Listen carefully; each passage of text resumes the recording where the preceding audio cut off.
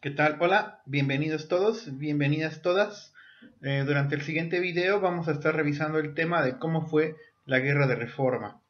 Por lo tanto, entonces, la presentación que está por iniciar busca reconocer los principales hechos históricos de la guerra, también conocida como la Guerra de los 3 años, la Guerra de Reforma. También buscamos identificar el papel que jugaron liberales y conservadores mexicanos en dicho enfrentamiento. Entonces, dicho lo anterior, es momento de iniciar. Cuando hablamos de la guerra de reforma en nuestro país, en México, pues estamos de cierta manera entendiendo el enfrentamiento que existió entre dos grupos digamos, ideológicos enfrentados.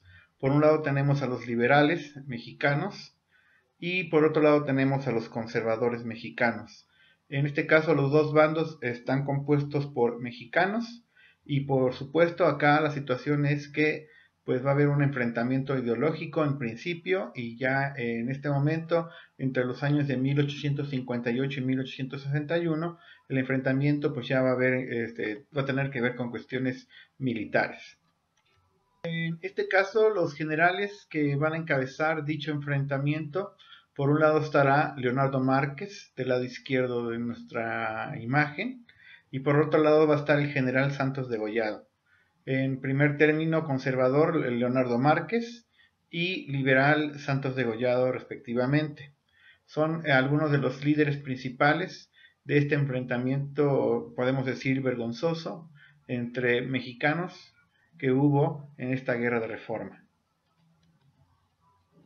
El antecedente principal, hay varios antecedentes, pero podríamos señalar de manera directa, el principal antecedente podría ser el caso del Plan de Tacubaya. Este Plan de Tacubaya va a ser la respuesta de los conservadores mexicanos y también de la Iglesia, por supuesto, a las leyes de reforma. Recordemos entonces que en el año de 1857 las leyes de reforma van a hacer una serie de cambios radicales y que pues de manera directa se atacan los intereses de grupos privilegiados y sobre todo de la Iglesia mexicana. Y entonces, al momento de que se estipulan las leyes de reforma, los conservadores mexicanos se van a organizar a través del Plan de Tacubaya.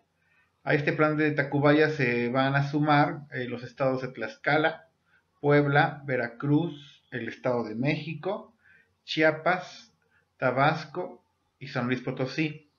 Y también al mismo tiempo se sumarán algunos cuerpos militares de las ciudades de Cuernavaca, Tampico y Mazatlán. Si pusiéramos esto digamos, de forma ilustrada, pues podríamos dividir el país así como usted lo está observando en este mapa. Por supuesto, aquí entonces tendríamos la situación de un mapa partido totalmente en dos, donde de rojo vamos a encontrar a los conservadores, a los estados conservadores, y pues del lado, digamos, en verde, estaríamos encontrando a algunos de los estados que pues se van a declarar liberales. En este caso, el presidente Benito Juárez, una vez que se da a conocer el plan de Tacubaya, pues va a haber esta situación de la toma de la Ciudad de México. La Ciudad de México entonces va a ser controlada por los conservadores desde el inicio. Y entonces el presidente, digamos, legal de nuestro país, Benito Juárez, se va a ver obligado a abandonar la Ciudad de México. Y en este caso va a ser la persona que vemos nosotros en pantalla, el general Félix Zuloaga, el que va a tomar la Ciudad de México por parte del grupo conservador y al mismo tiempo se va a autoproclamar presidente de nuestro país. Y entonces entendió bien usted. Tenemos en este momento, ¿verdad? A principios de la guerra de reforma, pues dos presidentes en México.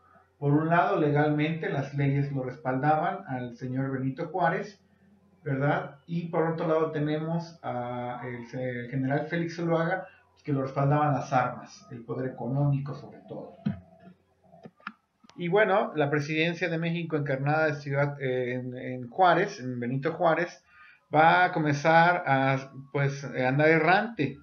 No hay forma de que se pueda mantener en un solo lugar Benito Juárez. Los conservadores están tras él, lo corretean así literalmente. Y entonces va usted a observar en este mapa pues algunas de las ciudades que tuvo que pisar el presidente Juárez para que pues al final no lo lograran atrapar. En primer término va a huir, ya dijimos, de la Ciudad de México, en este caso se va a dirigir a la ciudad de Guanajuato, después se va a dirigir hacia la ciudad de Guadalajara. En esta ciudad está a punto de morir, prácticamente lo tienen emboscado. Va a ser Santos Degollado el que lo va a salvar, prácticamente con una anécdota muy conocida, donde Santos Degollado le dice a los militares conservadores pues que los valientes no matan de esa forma, ¿no? Y entonces, pues, con un discurso va a convencer a los militares conservadores para que no maten a Juárez de esa forma, porque lo tenían, pues, prácticamente para asesinarlo. Ya de Guadalajara se va a dirigir hacia la ciudad de Colima y de allí, desde el puerto de Manzanillo, comenzará, como usted observa en el mapa, a tener una situación de buscar, darle la vuelta, ¿no? Y de hecho lo va a hacer a través de Panamá. De Manzanillo se va a dirigir hacia el puerto de Veracruz y entonces lo va a hacer vía Panamá. A través del canal de Panamá se va a atravesar y llegará entonces a el puerto de Veracruz.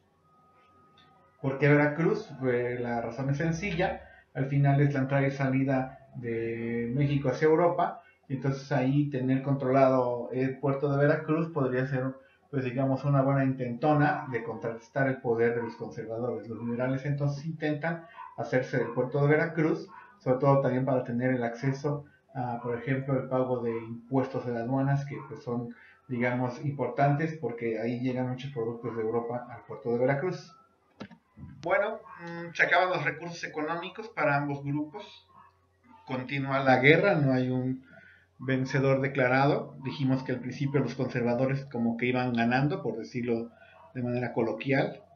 Y bueno, en este caso ambos grupos, liberales y conservadores, buscarán el apoyo económico a través de préstamos.